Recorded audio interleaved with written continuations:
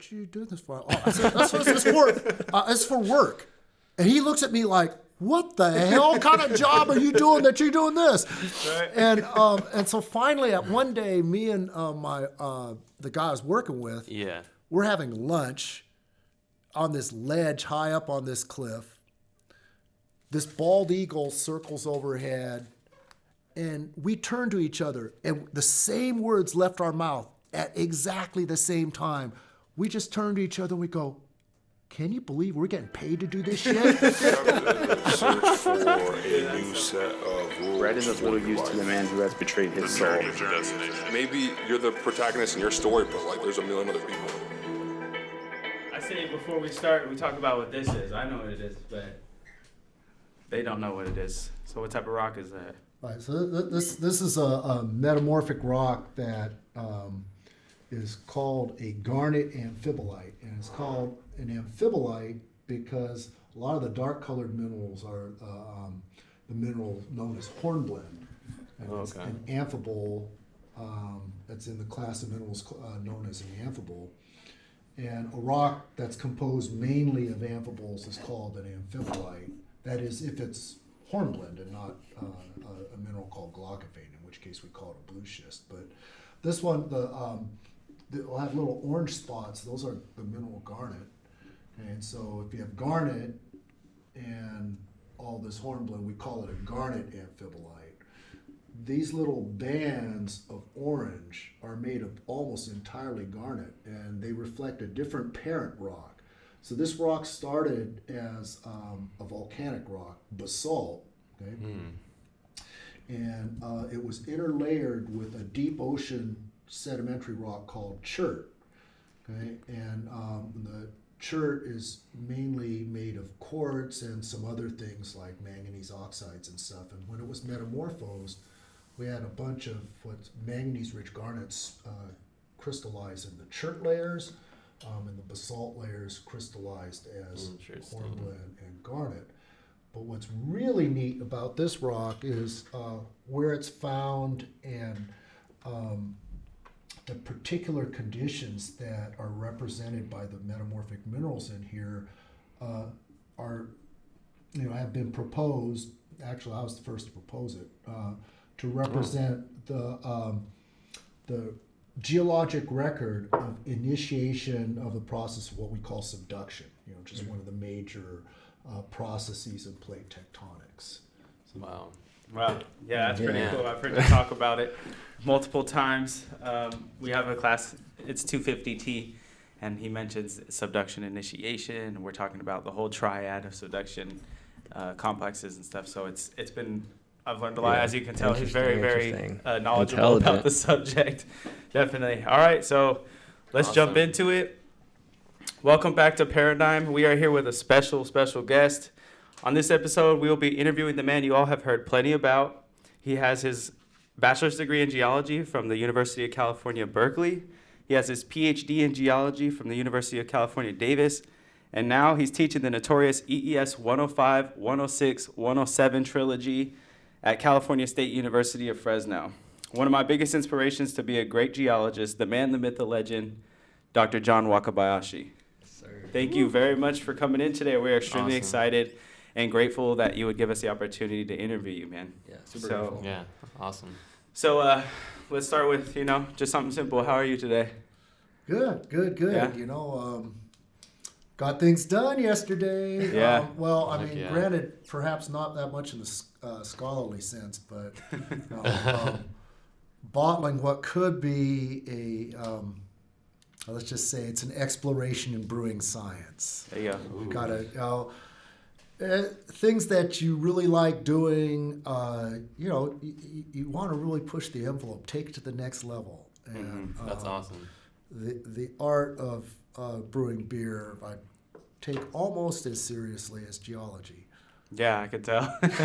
Yeah, I've been over there twice the past 2 weeks, like 8, 9 in the morning, helping him bottle beer, and he's. Is that on campus? No, at his house. Oh, okay. Yeah. I know they don't have that major here, right? Or yeah, my uncle teaches it. Oh, yeah, they do. Yeah, my uncle's over there in that building. What's it called again?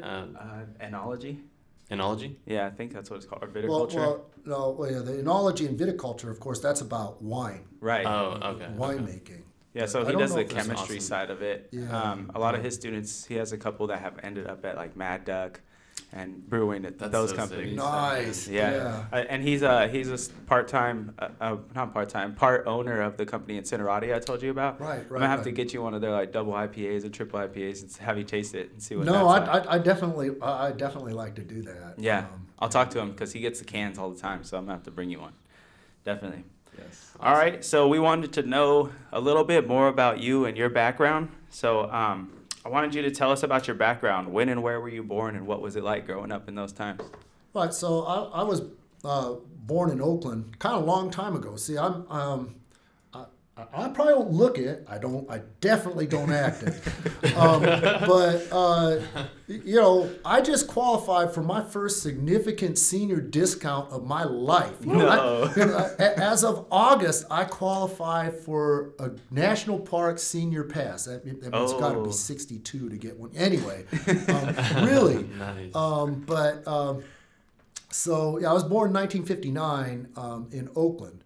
But I didn't grow up there. I was born in Oakland because my dad was, I think, still finishing up his graduate work at UC Berkeley at the time. And Okay. so we were living in Berkeley.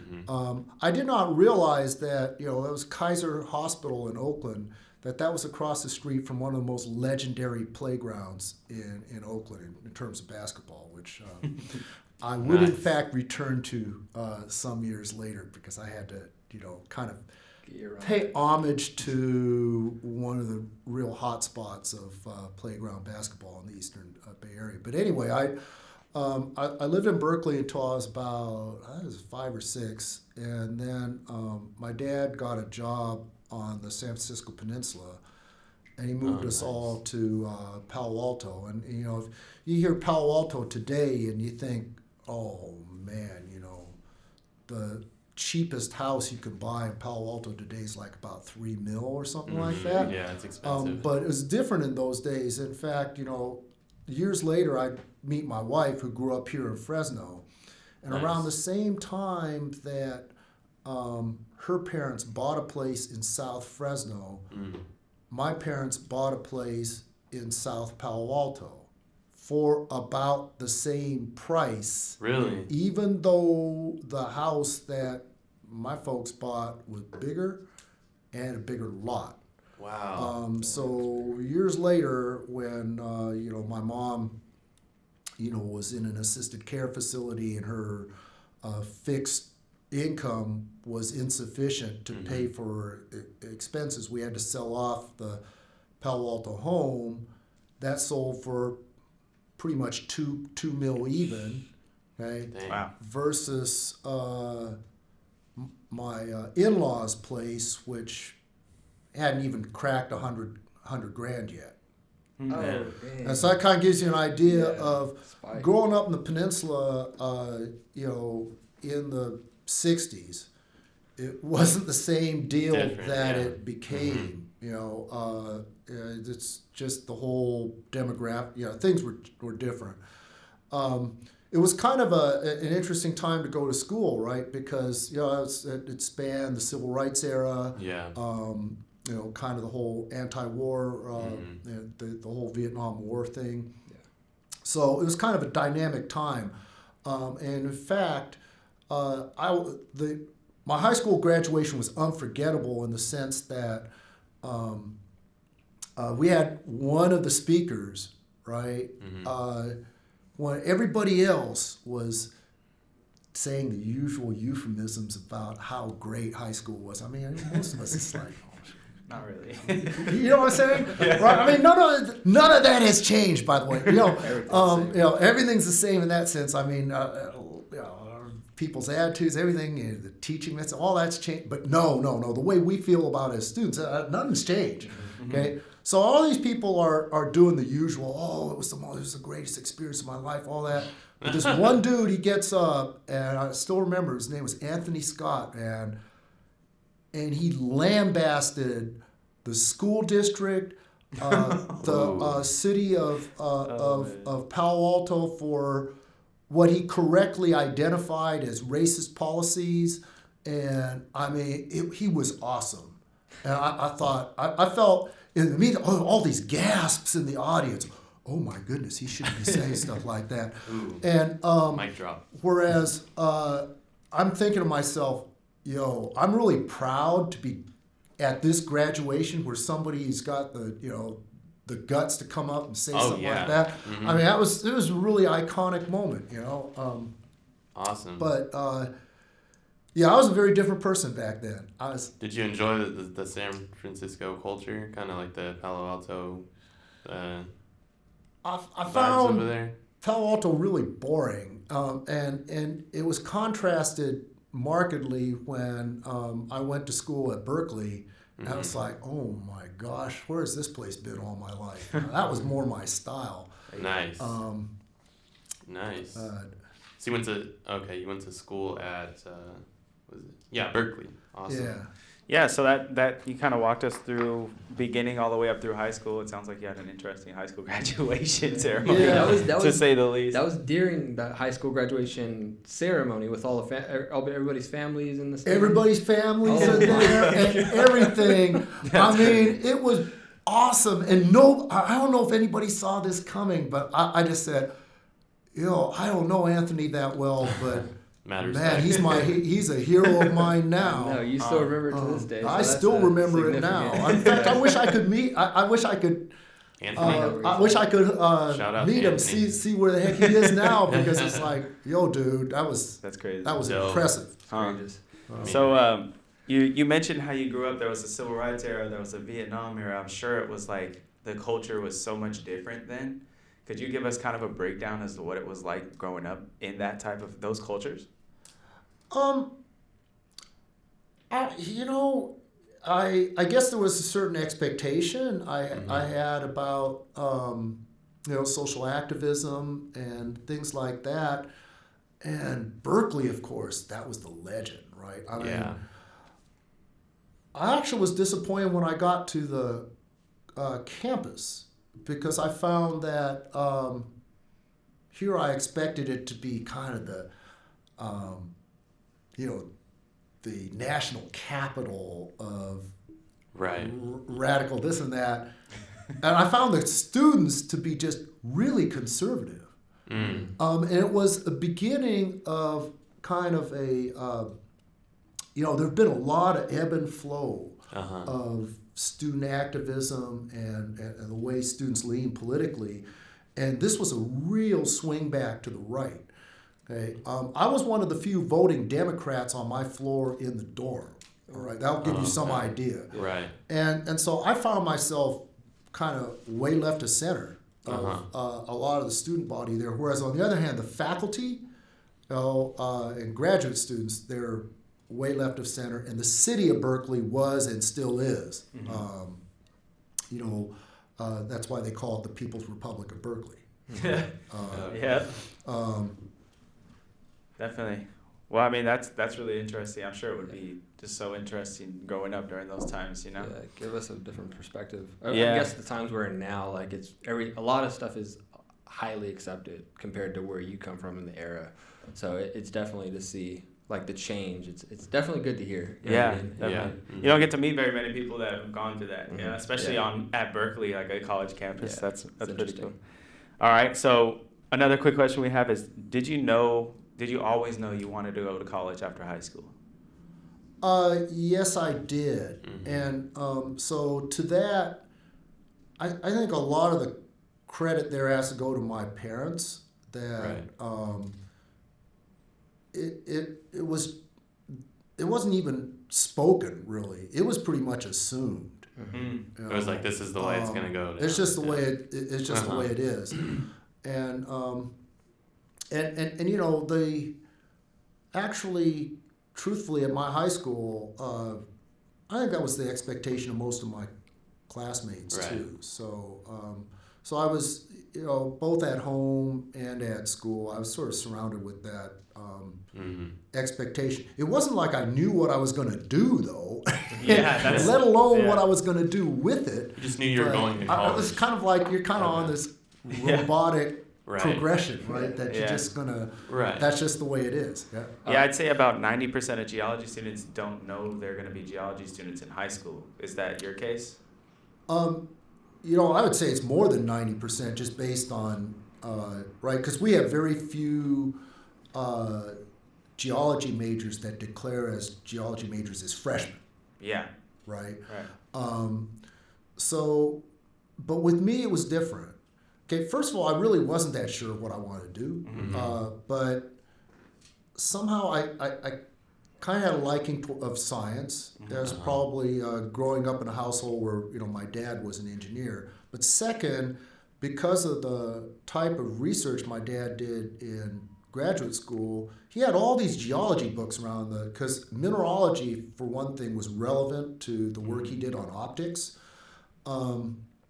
And so we had all these mineralogy books around, and then I think he was kind of a rock hound too. So we, I was rock hounding from the time I was 6, going on hiking trips. And what is rock hounding? Sorry, is it's it just picking up going rock? up and picking up cool looking rocks. Oh, nice. Okay. Specimens. Yeah.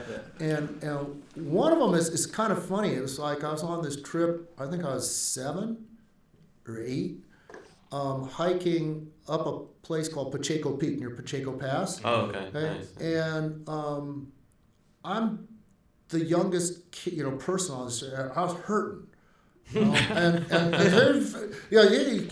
Jake is gonna crack him up because so I was last, right? I wasn't like and how hiking trips go is they wait for the slowest person. When the slowest person catches up, they're ready to go. Yeah.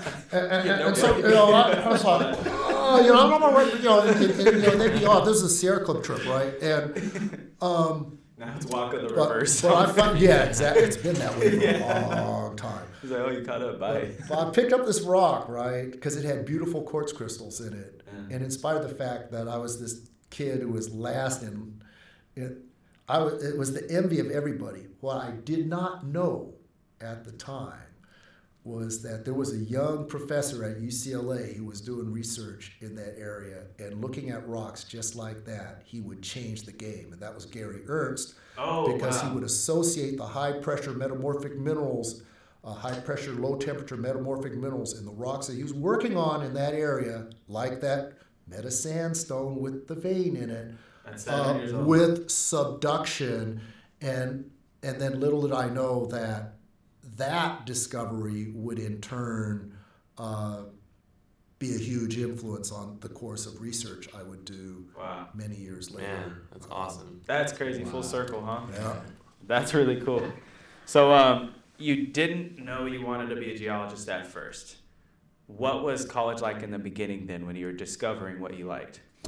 Well, so what happened was you had to kind of provisionally choose a major.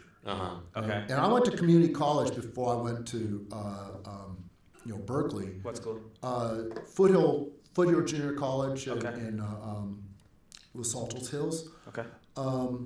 And however, I wanted to, I intended to transfer to Berkeley. Picking a provisional major, I thought, I like science, I like the outdoors, this rock thing seems kind of cool. I don't know that, but I actually did benefit from having a high school geology course, though. It was one of the few, imagine, that's, I graduated in 1976, but we had a high school class in geology, and in fact, one of my classmates, ended up being a prominent academic, Clark Johnson. I think he's retired now. No, he couldn't be retired because he'd be only a year older than me. At University of Wisconsin, he's an isotope geochemist. So that probably didn't hurt. Okay. Yeah? So when I went to community college, I took all my classes, the foundation. This was key, by the way, for a geology major at Berkeley. So I looked at Berkeley's requirements. I said, I got to do this for my lower division stuff. So I knocked off as much as that, math, chemistry, physics. And when I got to Berkeley, I was sure as heck glad I did that because, right? I mean, you guys all know, right? They to take those foundational classes at a community college is just way better than Yeah. a class of 150 people or something at Right. a 4-year school, right? Yeah. Yeah, that was my path too. So what was your declared major at the junior college? No, so I intended to major in geology. So Okay. I'm just aiming all my. I wasn't thinking AA so much as thinking of what requirements do I need to satisfy to Get there. get me, step in as a junior at Berkeley and, be on course, so to speak. Nice. Okay. Cool. That's really interesting. So you definitely declared as geology, taking these classes to get into the UC Berkeley program, right?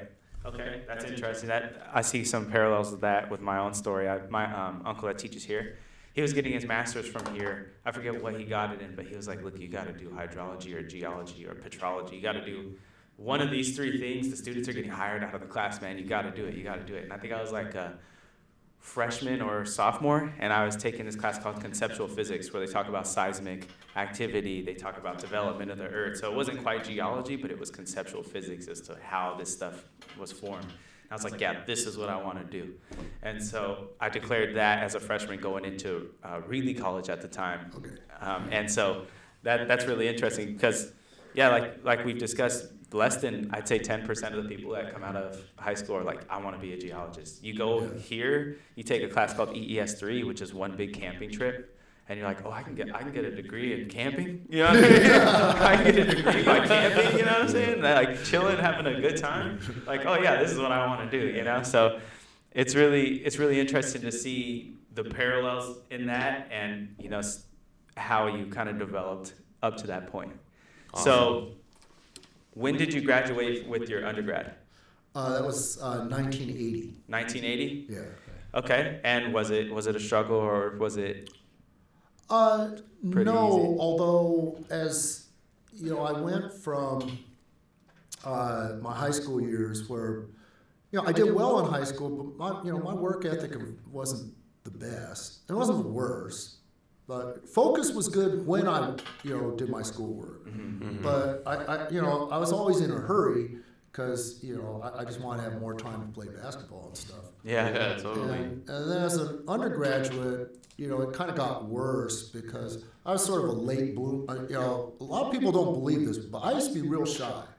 Really, really. I mean, especially in social situations. Yeah. Right. And so, the whole dating and social life thing, that was sort of the next frontier for me to break out of my shell. Right. Uh-huh. And it actually didn't even happen as an undergraduate, but it was always on my mind. Oh yeah. And so then, it became as an undergraduate, my vices, in addition to basketball taking up my time, it was partying. And partying a bit too hard, I guess.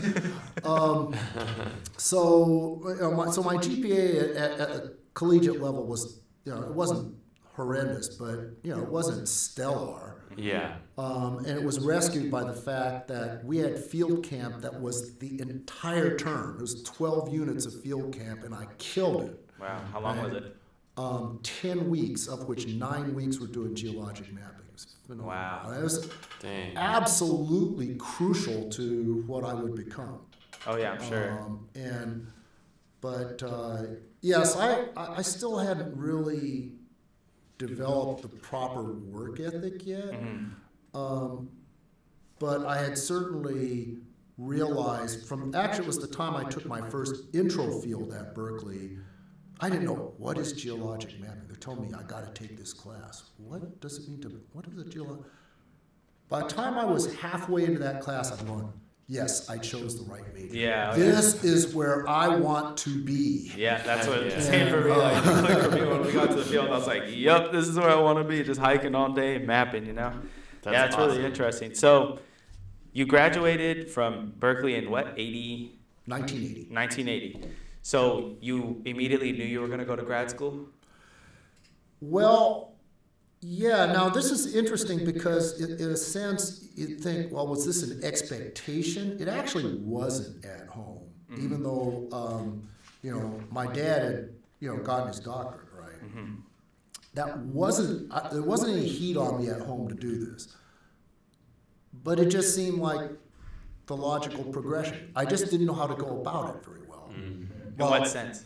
Well, I tell all of my students here and students I mentor elsewhere that, when you're looking into graduate school, there's a lot of things you need to think about in terms of studying the programs and finance. graduates, that and the individuals, okay? Right. Unlike your undergraduate thing, you just happen to be at a school and you happen to have this faculty in your department. Right. Graduate school is more individual. And so Professors you're going to learn from. you're making the choice for you, right? And you're saying, okay, who do I want to, what kind of research am I interested in? Who would I like to work with, right?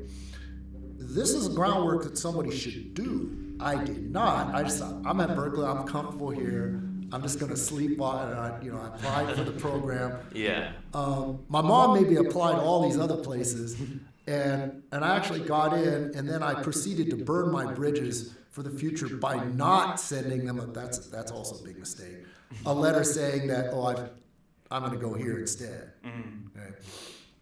And so I just sort of sleepwalked into the program there, not knowing that there were traps laid for me, including the trap of my own poor habits that at that point caught up with me. Yeah. Do you have an example of those? Well, I mean, so one of the things is from K-12 on through your undergraduate studies, a lot of it is just, okay, we kind of absorb material, we learn how to memorize it short term, and kick it back on a test to get good grades. Right. Right. Doesn't necessarily mean you're learning it or you're embracing it. You're in graduate school and you're doing research. You've got to embrace what you're doing. Gotta apply it. And you have to really get into it as your first priority. And if you don't, then you pay for it because your performance suffers as a result. You mentioned when in your undergraduate, like your focus wasn't always there, and then it kind of progressed over time. Mm-hmm. When you were when you attended the program, did your focus, was it there when you okay, I got the program, I applied for other places, but was your focus I'm 100 in this, or was it I'm here, but... Yeah, I was kind of just sleepwalking. Again, I'm sort of like this robotic, okay, this is the next step, I'm going to do this. And, there is also the legend, for which there's some truth, that the graduate program coordinator in the Berkeley department, he did kind of want an excuse to knock me out. The reason was he had a vendetta against my undergraduate mentor, for whom I had been the ace in field camp. In fact, the ace to the extent they had to actually change the rules because the other folks weren't getting their stuff done, and I had almost doubled the field area. It was just meant for fun, and so they shut me down for the last several, so they could give other people. So other people weren't on cook. I was on permanent cook crew for the last several days of field camp. Anyway, so this one professor had done his undergraduate at Berkeley, and the only B in his otherwise stellar academic arc as an undergraduate was in field camp from the same professor. Oh, wow. So the chance to be able to get back at his nemesis by tripping up the golden child of the 1980 field camp was irresistible. That having been said, I know he was out to get me, but I got myself, because if I had focused on my work and been a real graduate student, I would have been fine. Yeah. But So, I did not. What were your other priorities at that stage in your life? Basketball and partying. Basketball, party. Nice. Yeah. Was there a point, a pivotal time where you realized maybe this habit was what I needed to do to make it in graduate school? Well, I think I sort of realized after the fact, after I flunked out, that, needless to say, that same MO that got me through as an undergraduate was not going to be adequate at that level. And so, after that, I got bounced out. I got a job, which was actually my first experience in, well, it wasn't my first, because I had worked as an intern in mining geology in between my undergraduate and that abortive graduate year. And then I worked in engineering and environmental geology, but the company I was at suffered from they were directly affected by a presidential regime change, which resulted in a different focus on things environmental, which resulted in their contract being cut by 60%, which resulted in them cutting their staff by 60%. And so I was laid off and on unemployment, and that was part of the transition, is I thought, I'm interested in some rocks. I'm going to start mapping and exploring them in my spare time. I had a person that I'd been introduced to at the U.S. Geological Survey, who was I was introduced to as sort of the guru of this dreaded Franciscan complex. His name was Clark Blake. And he told me, there's these rocks north of the Berkeley campus that haven't been looked at since the mid-'50s. And you might find them interesting. You should take a look. So I did. Okay. And that would then be the beginning of what I would build on when I went to graduate school the second time and more successfully at Davis. Cool. Well, around this time, how old were you? Through the layoff, through the... Yeah, that's the other thing, is that I guess you could say I had some years to burn in the sense I was really young. I was 16 when I graduated from high school, and It's pretty young, I think. 20 when I graduated from Berkeley. Wow. It's just I had to have all kind of. I was the unofficial bartender at field camp, and the unofficial bartender in my dorm. The folks I had to have people buy stuff for me, right? Nice. To make this happen. Awesome. All right, so from your first time, you flunked out, your priorities weren't there. You were introduced to Blake, who then introduced you to some special rocks on the north side of the Berkeley campus. Besides being introduced to something that you were very passionate about, what was the biggest mindset change that you had to make in order to be successful in your second attempt? Well, I think it was really embracing what I was doing in terms of embracing geology as opposed to partying and in basketball. Right. Which, by the way, basketball was beginning to, by this point, I was beginning to break out my shell. So the meeting girls and stuff part, that was actually happening successfully. There you go. And so that now was number one. Basketball was number two, but scholarship was still number three. Yeah. Right. And so that had to change, and scholarship was gradually moving up the ladder, though. Yeah. And because during the unsuccessful year in graduate school, I kind of started to think about certain things. I had read a lot of the primary literature that this one professor got me onto. Started to think independently about geology. And that's what led to my efforts to map at Clark Blake's direction, so that when I arrived at the doorstep at Davis to work with the great Eldridge Moores, whom he was this legend, and I knew about him from my undergraduate professor, Walter Alvarez, who taught plate tectonics there, and he was Walter's best friend, in fact. I walked into Eldridge's office, and then it caused his jaw to drop when I told him what I was going to do. And he looked at me like, well, most people, they kind of want to see what kind of research projects are available. Yeah. And then I pull out this map that had like about 200 days of mapping put into it. oh, you have a map. You're already Well, you can do whatever you want then. You have a map. You just go ahead and do it. Yeah. Proof is in the pudding. Here we go. That's awesome. So this is, you just introduced Eldridge. What impact did Eldridge have on your education and your life and your development?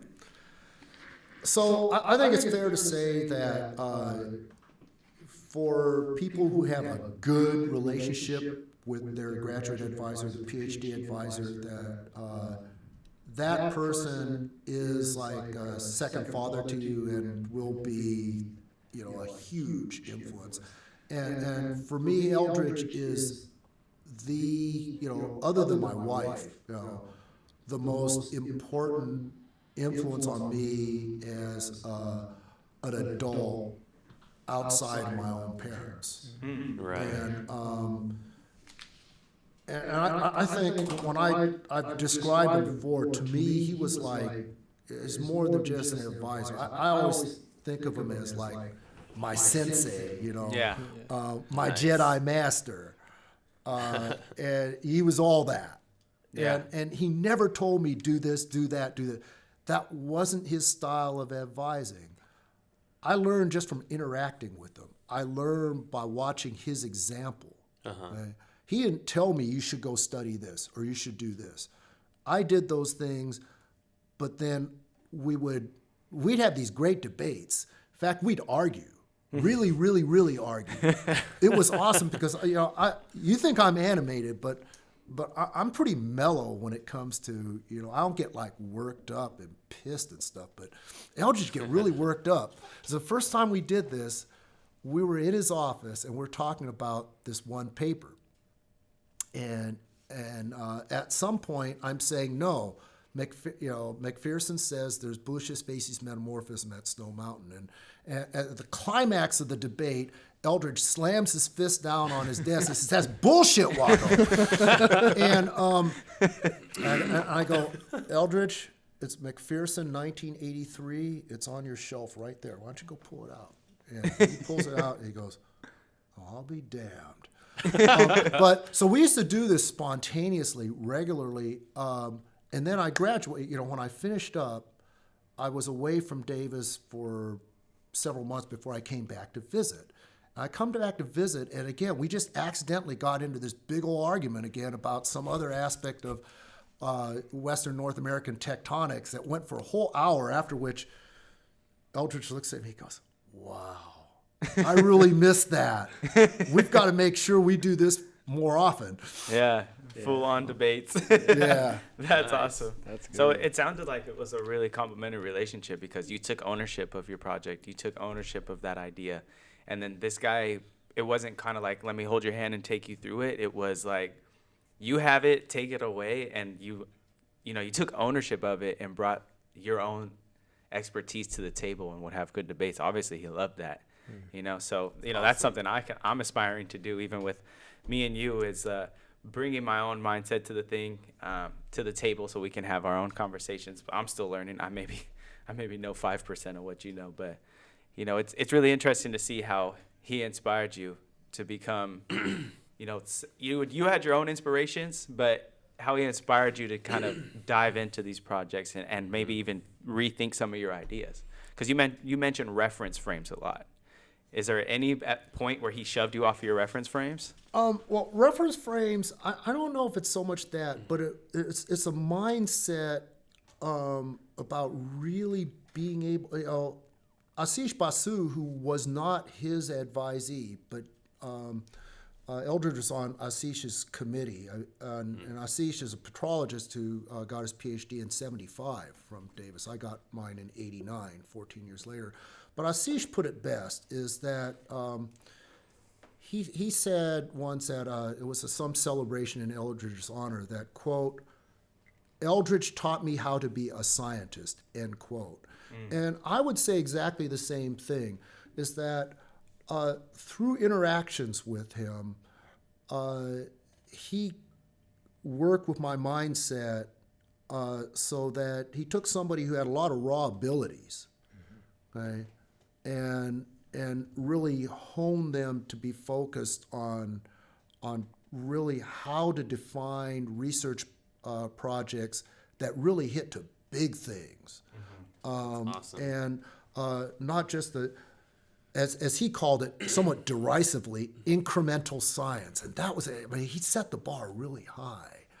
And I came back from this one meeting. This is the biggest geoscience meeting in the world nowadays, the American Geophysical Union meeting, AGU meeting.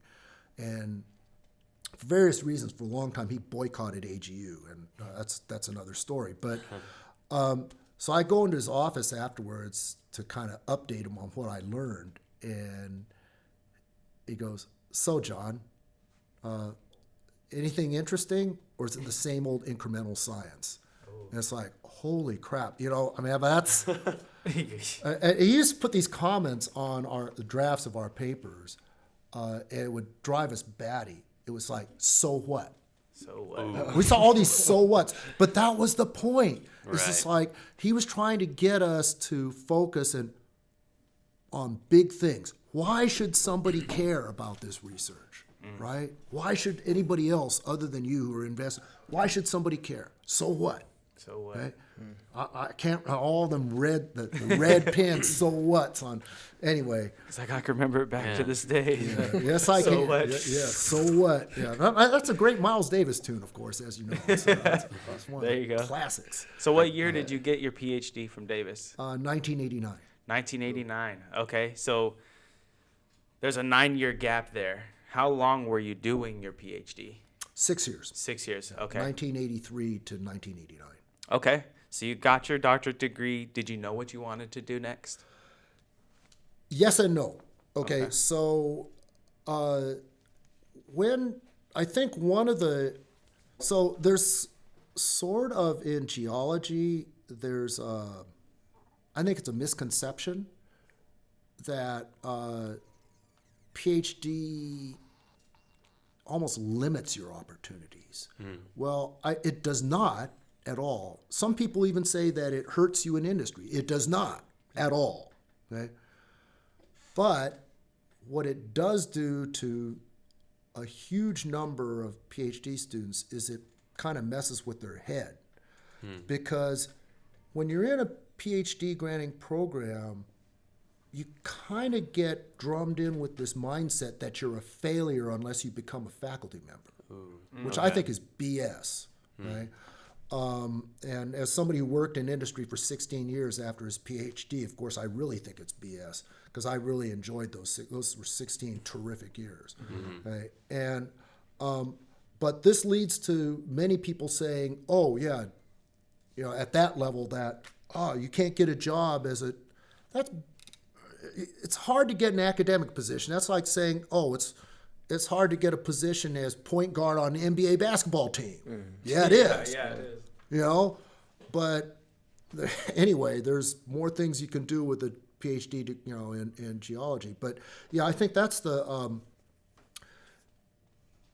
so many PhD programs. I think in any field, but geology being one of them, it's like the whole mindset of faculty is to train their PhDs they get brownie points, right, for their graduates becoming prominent members of academia, right?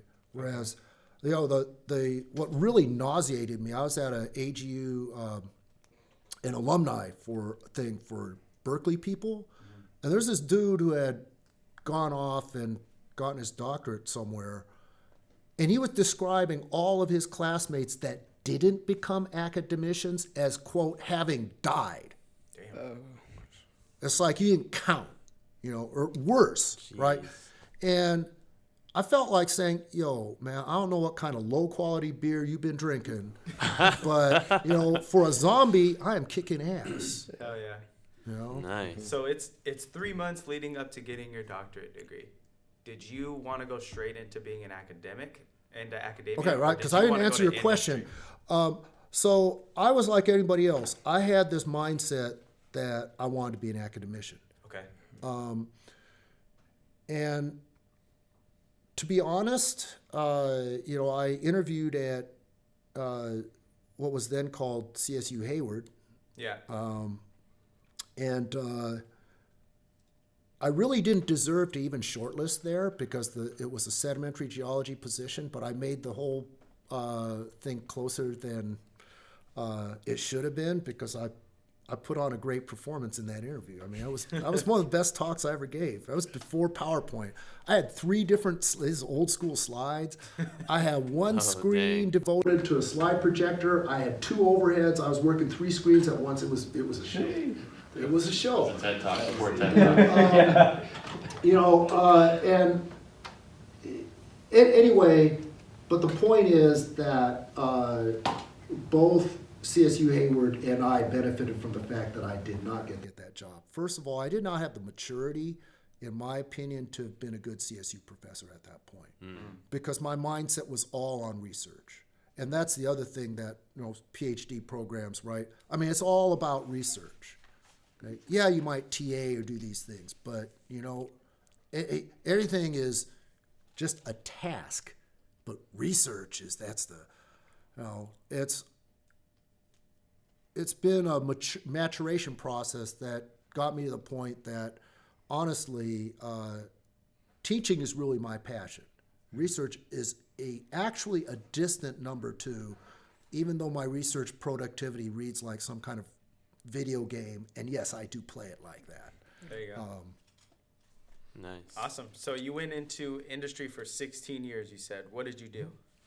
So I worked as an engineering and environmental geologist. Initially, I worked for 3 years at a firm called Earth Sciences Associates in Palo Alto, and they were mainly engineering and not environmental geology, and they did a broad spectrum of the types of things that engineering geologists do, from foundation stability and things like that to seismic hazards, which that's the most fun stuff. I think for most applied geologists, that's top of the line. But the company wasn't doing very well, and after 3 years, I got laid off.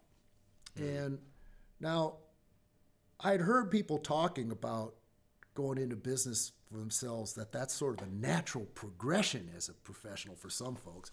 I couldn't imagine doing that. I was just like the craziest thing. But then reality hits, and I'm laid off, and I got to improvise. So what the hell, And as usual, right? You usually get laid off right before Christmas. Of course it is. And that's always the way it works. It's Merry like, Christmas. Happy Santa came holidays. early. Happy holidays.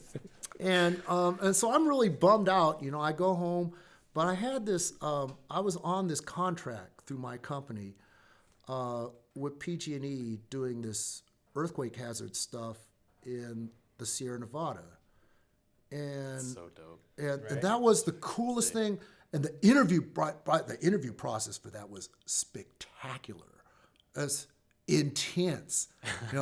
Several hours. Anyway. But it was no BS. It's like you either got the chops or you don't. Ooh, right? yeah. It's no dress to impress. It's just like you better have your game on. Okay. And so that contract I knew was not an ordinary contract. Okay. Most consulting contracts where a client, right, hires out people, right. They'll contract, say PG&E or somebody will contract with a certain rank geologist, a staff geologist, a project geologist, or several, right? Right. From that firm, okay? This was different. The contract had my name on it, right? We, PG&E, we're hiring John Wakabayashi through Earth Sciences Associates. So as soon as I got laid off, I'm really bummed, I call up my project manager at PG&E and I go, hey, this is what's gone down. I just got laid off. Now, that means that contract is null and void now, doesn't it? Yeah. And project manager goes, you're right, John, it is. So you have 2 options. You can take that contract and you can hook up with any of the top firms like Dames. All these firms don't exist anymore. Like Woodward Clyde, Dames and Moore, Harding Lawson, or Lettuce. Or you could just take the whole thing and go into business for yourself. And if you go, what does that mean? Take the whole thing. It means this, right? That contract is written and it includes overhead and all that. Right? So it's more than just my salary. You see what I'm saying? Yeah. Because the salary I get paid by my company, I get billed out at a much higher rate to the client. Okay. Right? Yeah. So, Of course. You know, and so that's what this guy meant by, or you could take the whole thing and go into business first. And so I thought about the amount of work, you know, how many hours and all this. I thought, well, I never thought of doing this, but okay, game on. You know, this, Wakabayashi Consulting begins now. There it And is. so it did. There it is. And it would persist for 13 more years. Wow. So you Awesome. opened your own business. Yes, I did. Wow, that's awesome. So I can recall you telling us a couple stories about some of the best jobs you've had when we were in the field. I'd like you to share with us one of your favorite Yeah. field experiences on the job. Well, and I think this reflects one of the things about geology is there's a lot of jobs out there that people go into because they think, oh, I can get a job in that, or more often than not, it's lucrative, or in some cases, like being a doctor or lawyer, it's also lucrative and prestigious, right? Mm-hmm. Geologists don't choose to go into geology because they think they're going to get rich. They go into geology because they love geology. Right. And it makes a difference. If you look at people working in a workplace, geologists are happy people. Yeah. I mean, they're happier at what they do than the vast majority. I mean, the only people I can think of that are comparable are musicians. My bro is a professional musician, so I understand. You know? Nice. But anyhow, yeah. So I can think of all manner of. I have an endless number of, as Jay knows, of stories of just ridiculously fun projects. But the one I kind of think of that sums it up is we're doing this project on what's called slope stability. So it's landslide hazards. Okay. Beneath what's called a penstock, and this is a pipe. Okay, that brings water down a steep slope from higher up, and the gravity will bring the water down so it's going real fast, and it will generate enough that will run turbines in a hydroelectric power plant. Okay, so there are these two penstocks. In fact, it's the number one hydro power plant in the Feather River hydroelectric system that were kind of endangered by the nature of the slope. So I was part of a team to investigate the engineering geology of the slope so that they could kind of fix things and stabilize the slope and make their facility safer against failure, right? Which failure would mean losing a lot of money, right? Right. Pipe breaks and stuff. So it's a very steep slope. So they had me paired off with a geotechnical engineer who had a strong geology background. I think he had done his undergraduate degree in geology, but he was also a technical climber. And I scramble around a lot, but I'm not really a technical climber who does all kind of, crazy Bouldering roped and up whatnot. stuff. But Yeah. so this dude knew all the rope craft, and so the whole project was mapped on rappel. We top roped off this big old tree, and with several hundred feet of static rope, clipped in with a figure eight and ascenders. Yeah. And we mapped the whole darn thing on rappelling. I developed this kind of hands-free system with a lanyard for my map board and all that. That is so sick. Yo, I'm that's like, like- it sounds like a movie. I'm Yeah. like, Well, it's so when Whoa. I went to purchase the equipment at REI, right, and I'm buying all this stuff, and the guy who's checking me out goes, "So, what you doing this for?" Oh, I said, "That's what it's for. It's for work." And he looks at me like, "What the hell kind of job are you doing that you're doing this?" Right.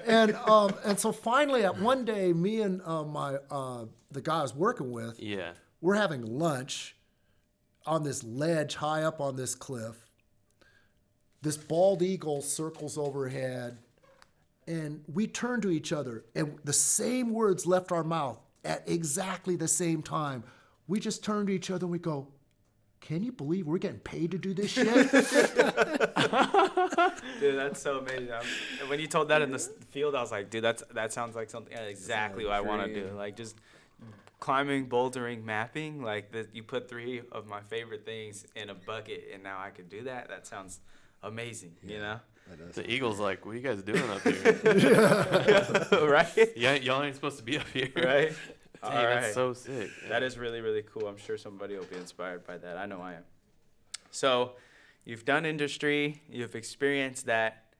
How did you end up as a professor?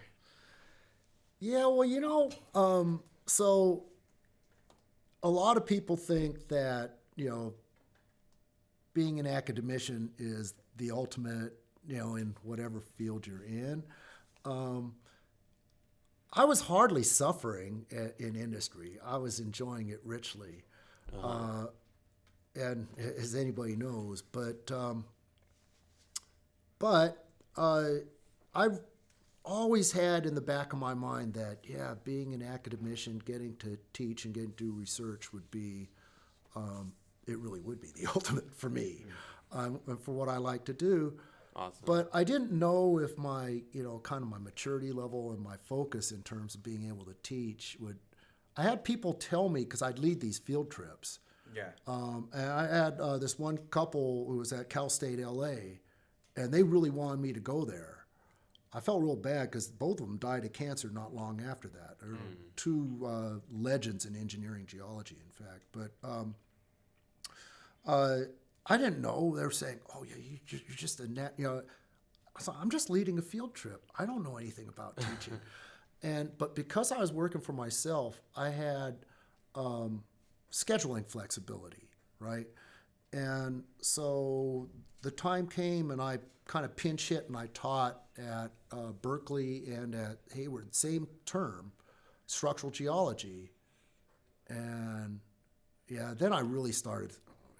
If the opportunity comes, but still, part of it was my wife and I were unwilling to move from the Bay Area, and it's hard enough to get an academic position, let alone say, "Oh, I'm going to get an academic position here." Right. That's even more audacious than being some professional draft choice and saying, "Oh, I'm only going to become a pro if I get drafted by this team." Like coaching with the Lakers? I mean, so anyway, it wasn't happening, and it just happened then that my wife's job situation wasn't going so good for a while, and she goes, "Why don't you open up the search radius a little bit bigger?"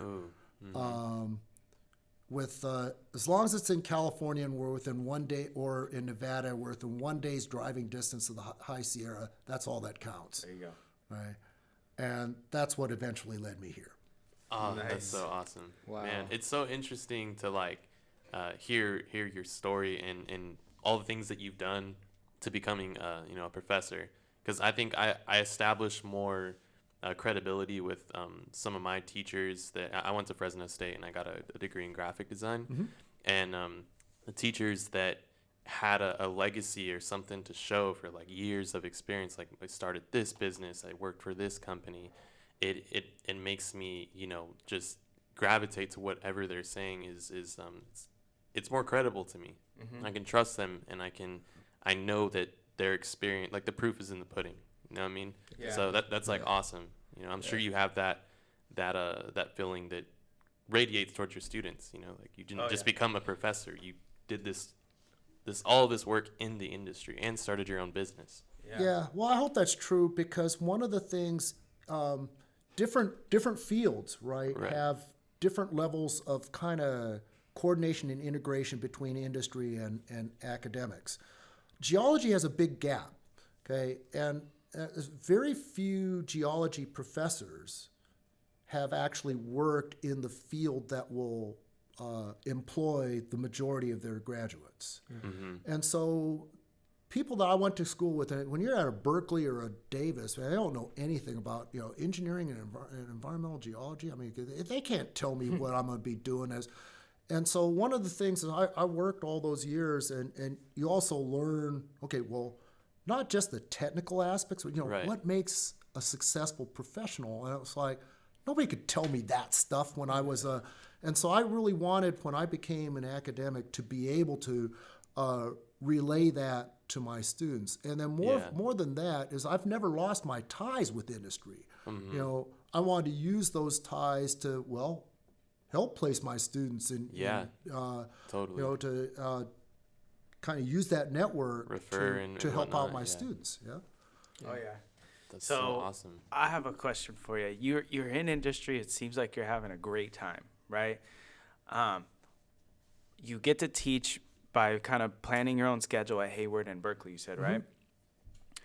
What was the determining factor that you chose to be a professor? Why? What was the reason? I guess the big thing is that as time went on, I really just, I kind of envisioned myself as an academic. And again, it wasn't like I was suffering as a professional. When I landed this position, I got these emails and letters of congratulation from all my friends. The one person who put it in perspective best was the great Tanya Atwater at Santa Barbara. The great. Tanya Atwater is, you know, if there was a Hall of Fame in geology, she'd be in it. Oh yeah. But Tanya is the only one who really put things in perspective when I landed this position. And she sent me this note that says, "Congratulations, but your old gig wasn't that bad, was it?" She knew. Yep. It was. It's like a And passion. so, yeah, I think it was just, it is a different sort of groove. I was always interested in research, and I was growing more and more fond of the thought of teaching and being able to, you know, teach and mentor students. And so I think that, you know, it was that more than dissatisfaction. You know, I think it was the frontier or the place I wanted to be eventually. Yeah, where you wanted to end Yeah. up. Yeah. Definitely. So one of the things I would say coming up in undergraduate program and the people that I've talked to before I even met you, before taking 105, a lot of the people were either really inspired by the way you brought your energy, right? I've heard this many times from Waka when we're in the field. This is why we play the game, right? This is why we play the game, right? And this, you know, it's kind of like, you know, when I step out there, you know, it's like where I'm trying to be like Steph Curry, I'm trying to be like Kobe, right? So you bring an aspect of competitiveness in a positive manner, I would say, that can either turn some people off or really inspire people. And I would say I'm part of the latter. But what did it take for you to cultivate that mindset in your field? Was it like that in industry? Was it like that in grad school? Was it like that in teaching? What was it that really brought about that mindset? You know, I think that mindset began real young, and it is an athlete's mindset. Right. And, you know, when I didn't realize that I really wasn't that good a basketball player, but I thought that I dreamed of being an NBA player when I was a teenager. You know, you kind of get that athlete's mindset. And then as time goes on, and okay, you realize that I'm a much better geologist than I'm a basketball player. The mindset, though, is still there. And so, you know, I'm still a huge sports fan, as well as, you know, a kind of a hack recreational aging basketball player. You still see things through a sports metaphor. Right. Right. And so I think it's that's that, you know, that's where the mentality starts. Okay. Was there times when you it got like tough or challenging, and then that mindset kicked in, or you had to remind yourself, this is like maybe that athlete's mindset was coming in at the times where it was challenging, either, you know, younger, before undergrad, or in the doctorate program? You know, I think throughout, you know, my career in life, you know, there have been ups and downs, right? Right. And there's times when things aren't going very well.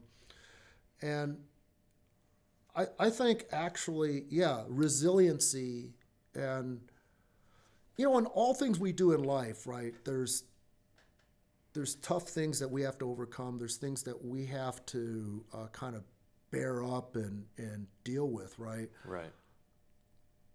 But when it comes to human things, they're more complicated. Sports is so simple, right? It's so much about just putting forth the physical effort, having the mental resiliency to overcome the pain, the discomfort, any other kinds of obstacles.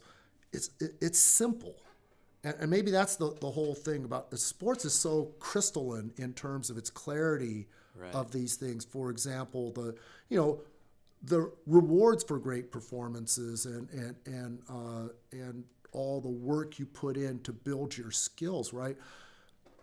In any other walk of life, there's a lot more luck, who you know, all these, and other things are more complicated. Sports is very, I was going to say pure. That sounds a little bit too, but it's simpler. Simplistic. It's simpler, and so, but it cuts to some of those basics, and so I think it's that resiliency and it's the determination. Right. Part of things which started as an athlete, but then carries on as just sort of a kind of a core. So it was in your part your, of my maybe in the mindset. back of your mind, that was there and it was established early on.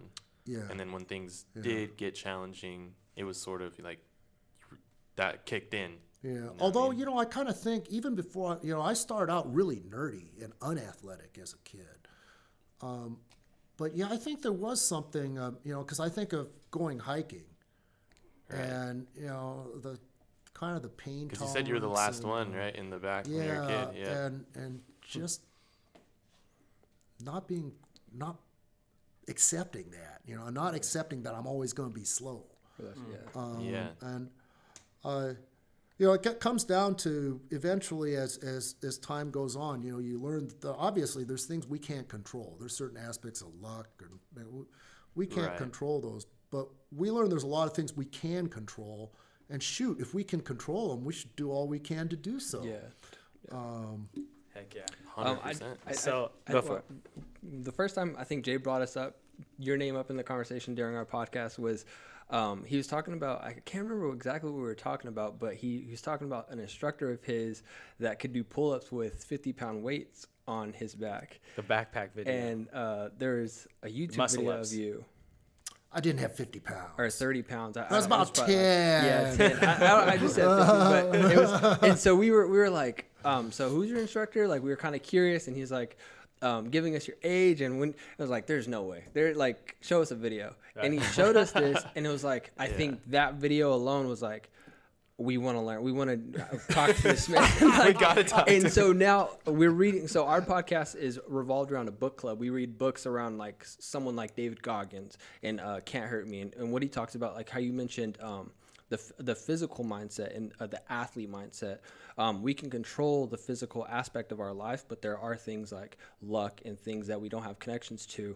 I think being able to be at a specific age, when I saw that video, Jay was saying obviously you can tell you're a little older. People at our age don't ever think about stuff like that when they're around 50, 60, because it's like, how do I build a mentality like that? So I think what we're trying to do here is continue the mentality we have when we're young into when we're around your age, so we have that strong, like, we can't control everything. The foundation mindset. But what we can control is in our control. So if we let it go for too long and we're not in control of it, it was our own responsibility. The things that are outside of that, just let them be, and we'll figure it out. Yeah.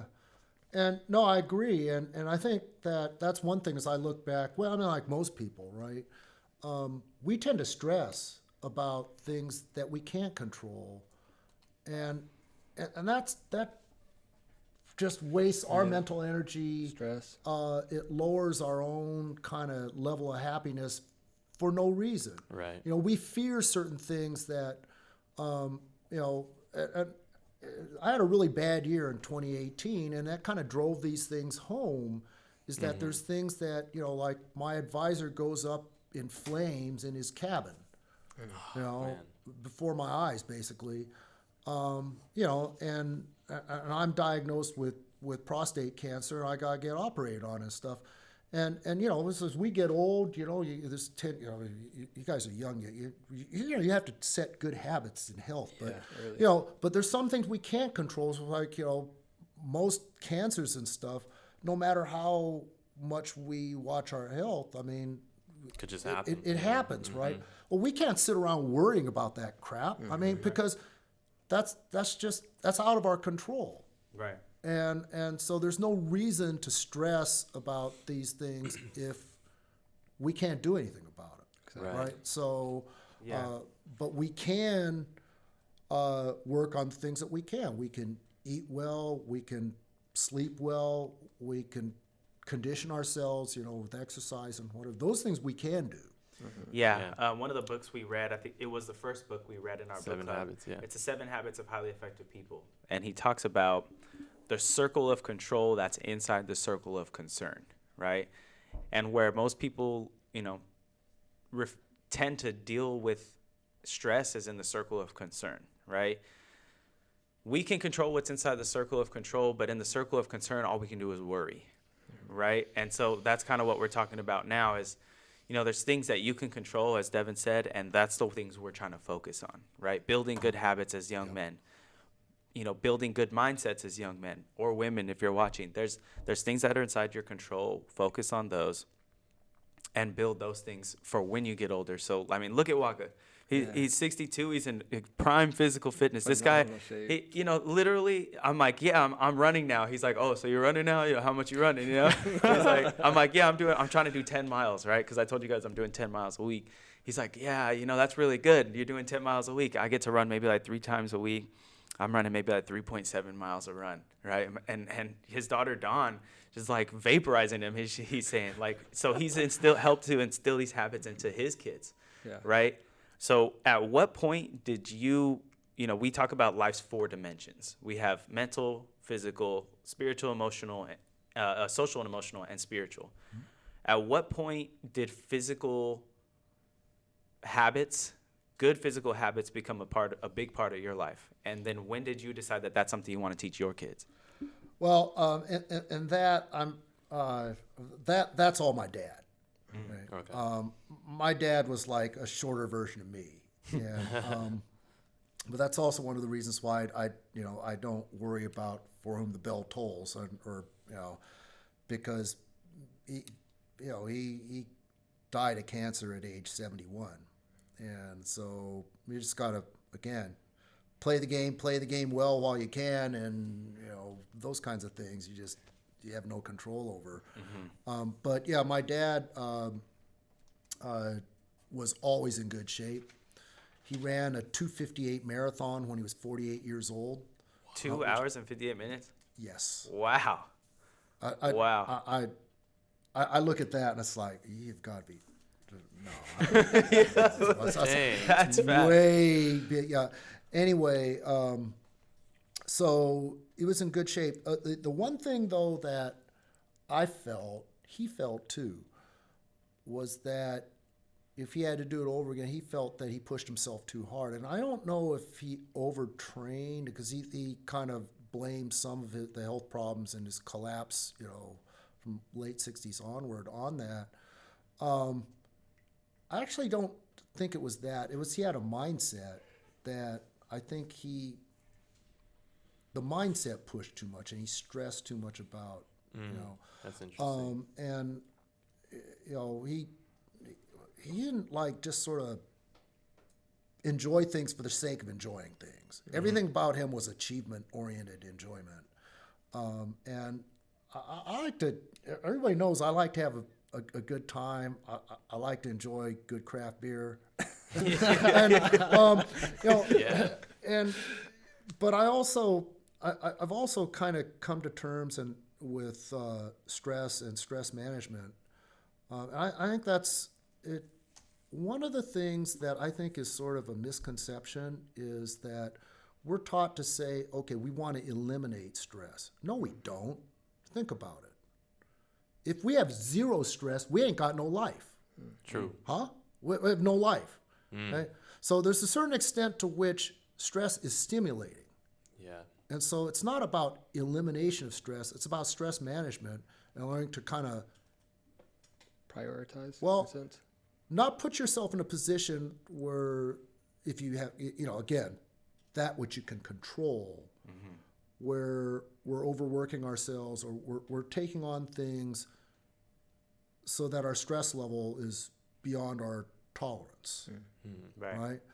So again, it's about stress management and kind of recognizing, everybody's different, right? What we can put up with. But again, we don't want to eliminate it because we eliminate it. Right. We ain't having we have no dynamic range in our life. Yeah, Yeah, that's a good way of looking at definitely. it. So the book we're currently reading, I kind of want to pivot off of that. The book we're reading right now is called "Can't Hurt Me" by David Goggins. Have you heard of him? Well, you mentioned him. Yeah, I've mentioned him a couple times. Yeah. So he started, he went through all of the stuff that you could be a victim in victim mentality about. He experienced it, right? His dad was abusive, his mom was abused, his stepdad was killed. He went to a school that he was like one of the only black attendees. He got racially profiled. He ended up getting out of high school, wanted to become a pararescueman, but cheated his way through school, so he didn't have the mindset to pass the ASVAB, right? He finally passes the ASVAB. He's scared of getting into the water, right? He uses an excuse to get out of pararescueman training to become a security guard. Becomes a security guard, then he starts becoming an exterminator, right? He blew up to 300 pounds. He reaches a point where he wants to become something better and jumps into Navy SEAL and just becomes this just beast, right? He just becomes this animal. And, I kind of look at you in that same kind of light where you bring a dynamic to life that it's a mindset thing, right? So, some people could be like, I'm 62, I'm not supposed to be the front of the pack hiking. But not you. You know what I mean? You're always in the front of the pack hiking. You're always the fastest one. We catch up like, how you doing, Waka? Oh, you caught up? I'm all right, take it easy. You know what I mean? So there's something very inspirational about that. And so I wanted to ask you, inside his book, he talks about the greatest of us know that when we are at our very worst is when we need to bring our very best, right? And so I want to ask you if you could share one time during your life when you were at your very worst, life had you at your very worst, but you brought your very best and overcame that situation. Yeah, well, I think that the very worst for me was 2018. And I think that when things go bad for most of us, the thing we have to tend to first is up here, right? We have to kind of, and everybody's different. We have to have different things we reach for to keep our head, keep our sanity, really. Right. And so for me, I've always had various things I fell back on when I was younger, and I hit rock bottom. Like when the girlfriend that I was with, right, for 3.5+ years, and we were all thought we were going to get married and all that, right? When she dumped me halfway through my time at UC Davis, my outlet in those days was, I haven't played a lot of basketball. I went straight back to basketball was my release. You have to have, I think everybody has to have something that, helpful, not like drinking heavily or something. That's what I'm saying. Positive outlet. You have to have something positive that, and so as 2018 was going down, and one person after another that I cared about was dying. Basically, I had to start out with my best basketball buddy dying. I had another friend in geology died on the operating table in heart surgery, and then the horrific October watching my Jedi Master go up in flames as I watched, and then I had the cancer diagnosis, and I had teen parenting issues, all which was more stressful than any of that. Rolled in. There was also a life-threatening situation on a field trip where there were death threats that threatened several hundred people. And I had to deal with that. It was just a bad year. Right. And so I just remember in fall 2018, with all that stuff going down, a lot of people would think, okay, I play research like it's this video game, when I turn to my research as my, where I go. I could find no joy in research.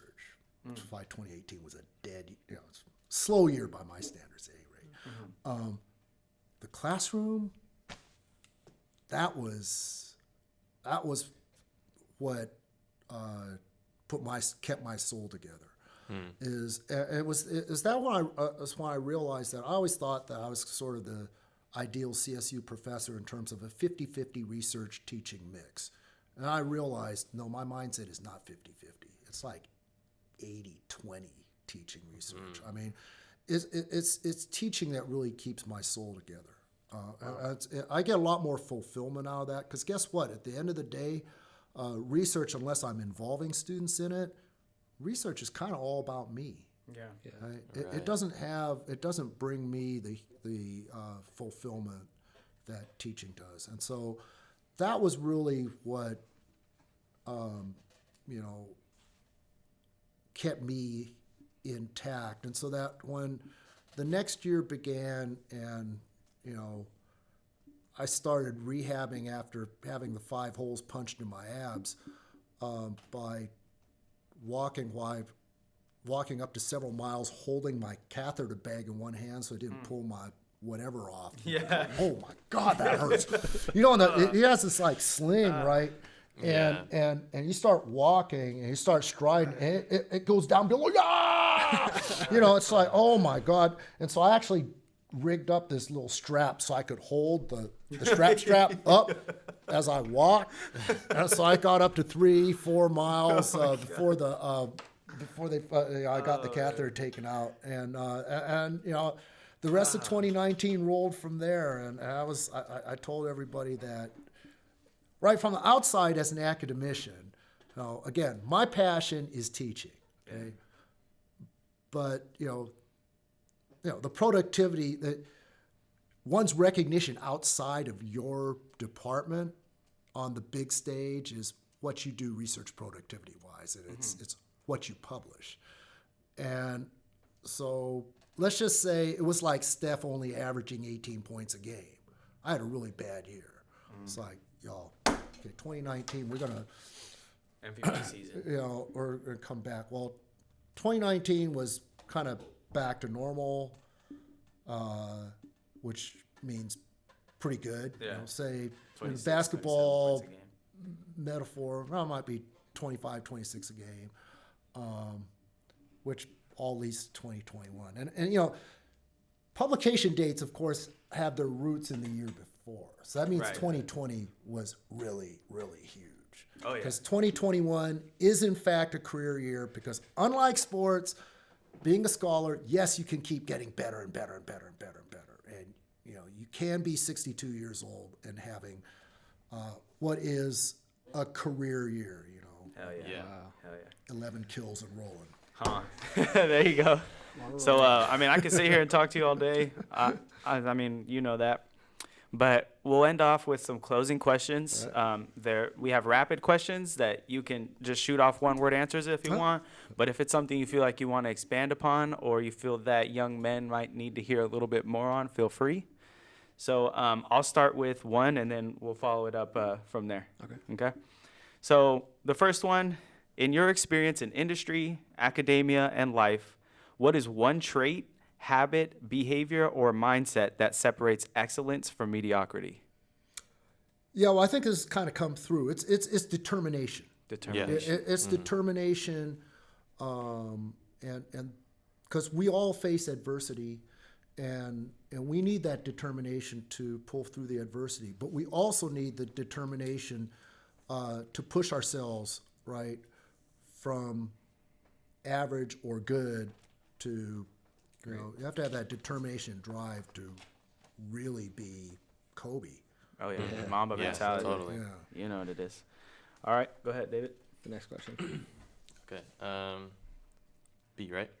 Yeah. Is it- BI. Okay. If you could go back and give your 18-year-old self one piece of advice, what would it be? See, that's actually hard because I got to read this stuff, and here's why. Every last human being makes mistakes in life, right? Right. And so we think that, shoot, if I could go back to me when I was there, I'd say, don't do it, or you should do this instead. But, when you end up in a good place, right, you realize that some of the mistakes you made, as long as it didn't kill you, right, and some of the adversity you went through, that's also part of what led to your success. So in a way, I look back and I'm not so sure I would want to change everything simply because, I think that there's a few weaknesses in how I studied, and that as an undergraduate and even as a graduate student, that led to what I think are some holes in my game that I wish I could address now, that I had been more diligent. But then again, as I say, as I look back, yes, I made mistakes, and there were times when I could have been way better. But again, that led to failures that integral to your success. That helped me become better. Yeah. Absolutely, absolutely. Great answer. Yeah, that was phenomenal. What is one book you would recommend that helped in your self-development?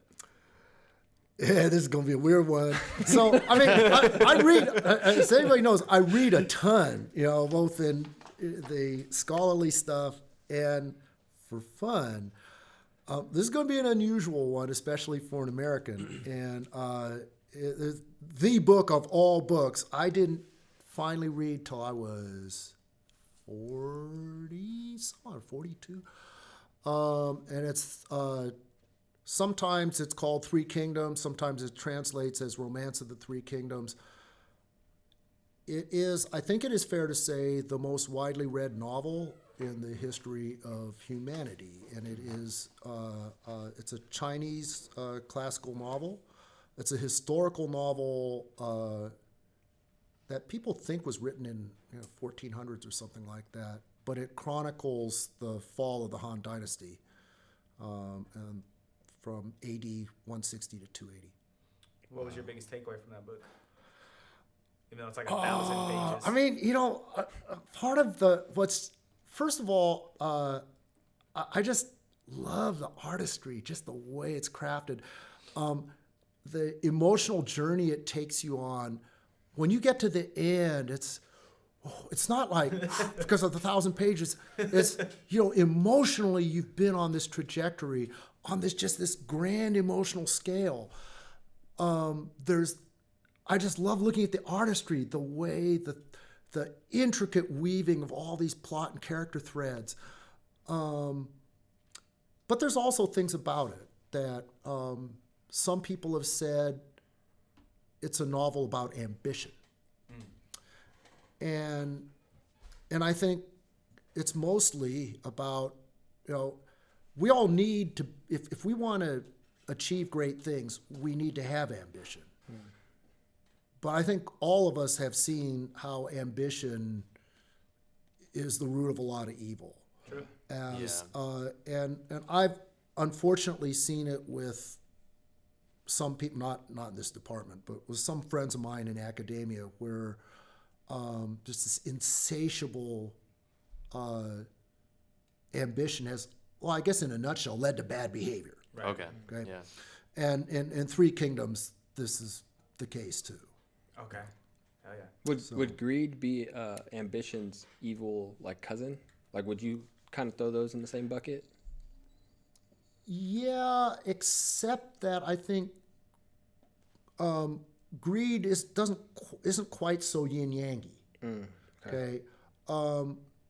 Greed is pretty much purely negative, right? Because when we talk about being greedy, it's beyond subsistence, right? Others, Whereas ambition, we do need some ambition if we're going to achieve great things. Yeah. It's just we have to balance. Right.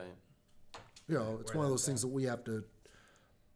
It's like we want this good beer, but too much of it, Put you down. it's not a Put good you down idea. real good. All right, you guys continue. I'll take the last question. Okay, cool. So go ahead, David. Who was your biggest inspiration? Probably, if you had to start number one, it'd be my dad. Okay. Okay. Why? A lot of everything from the kind of the quest for knowledge, learning, the athleticism, the pain tolerance, the determination, the never give up credo. That and then there's more than that, is his individuality. He really walked to the tune of his own drummer. Okay? Sometimes to the extent that for me as his kid, it was embarrassing. Really? Okay? He'd do things that like, what the hell? We come back from a backpacking trip and it's hot on the east side of the Sierra, right? Right. So he drives in a freaking Speedo swimsuit. I kid you not. Hey, yo, you imagine, we stop at a gas station and he gets some gas up his car in it's like, no, I don't know this dude. Sink down in the chair. Yeah, it's like, I do not know this dude. Or, we go into, I used to get allergy shots because I was really allergic when I was a kid. We go to the allergy clinic. He drives me there, and we walk into the clinic, and he's singing a German leader song. So he walks in, he's singing in German, and it's like, I don't know Not this the guy. times, Dad. Not the times. But again, the thing was, he was really his own man, and so that individual, all this is so. Yeah, by far, I would say my dad is, Yeah, it's admirable. All right. Who wins the NBA Finals this year? Geez, I ain't Come on, man. giving that much thought. Come on, man. I mean, You know who it is. I know what y'all want me to say because I ain't gonna say it, man. Come on, man. It's I'm okay. gonna say it, no. Pass. I honestly think that there's no reason not to say that the Bucks are going to be back. Oh, wow. Okay, that's a total left turn.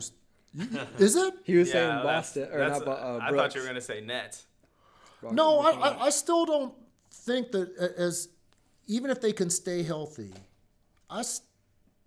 they surprised me by how well they did. You're going, how? Those The Bucks? players are phenomenal. No, the Nets. The Nets. Okay, but Injured. they still have the issue of injuries. They still have. I think there's still some question as to how they can sustain playing defense on Yeah. even though again they were surprising. Yeah. During that run, right? So yeah, sure. no, I still think if I had to lay odds, I would. Go Bucks. That sounds too. Milwaukee. That sounds too safe, though, doesn't it? Yeah. But Yeah, 'cause I don't last know. year- I'm sure Dr. Mine would love that answer, huh? Yeah. You're a Buck fan. He was But, excited for that. I mean, I'll be honest. I wasn't. I was rooting against him Yeah. because I wanted to Suns, see. right? I wanted to see CP3 win before his knees finally do fall off. Right. know. He should You not know, have signed that I extension. mean, and but- God, he had a hell of a year too, didn't he? I Yeah. mean, but All right. I got 2 questions for you. The first one, I know this one's going to be kind of hard, seeing as you're like a connoisseur of this, but what is the best beer you have ever had? that's actually not that hard. And it, Although yours included. I know that. Okay. That's why we have to. It's probably the one I just bottled. The Matrix? Yeah. Well, we all gotta try it. Okay, but luck with that. I would say the barrel-aged rivalry from Bear Republic that I had at this one barrel-aged beer festival. But the one that you can get more or less every year, if you can find it, Sierra Nevada Estate Harvest. And most of the folks I know that are professional brewers, they worship that beer too. Okay. Got it. All right, last question. Give us one credo from the John Wakabayashi handbook. I mean, other than the take control of what you can and don't worry about what you can't, I think that reaching for the upper level, it requires a little risk taking, usually emotional risk taking, for most of the things we do. And so I'm going to borrow somebody else's quote of my favorite basketball player of all time from my era. It was Julius Erving. And Irving said, "You got to dare to be great." So There it is. there we go. Hell yeah. All right. We really appreciate you sitting down for an interview. Maybe we do another one in the future if you're up for it. Yeah. But this is fun. we here at Paradyme hope you had a great time. That was Dr. John Wakabayashi, one of my biggest inspirations. I hope you guys can find some inspiration in him as I have. So we're here signing off. Before you take off, make sure you subscribe to the channel, like the video, go get some of Waka's papers, see if you can get your mind around those. And then leave a comment down below. What'd you learn? What is the biggest takeaway you took from this episode? Thank you very much. Follow us on all our social media platforms. And remember, the work you put in now equals who you'll be tomorrow. Peace.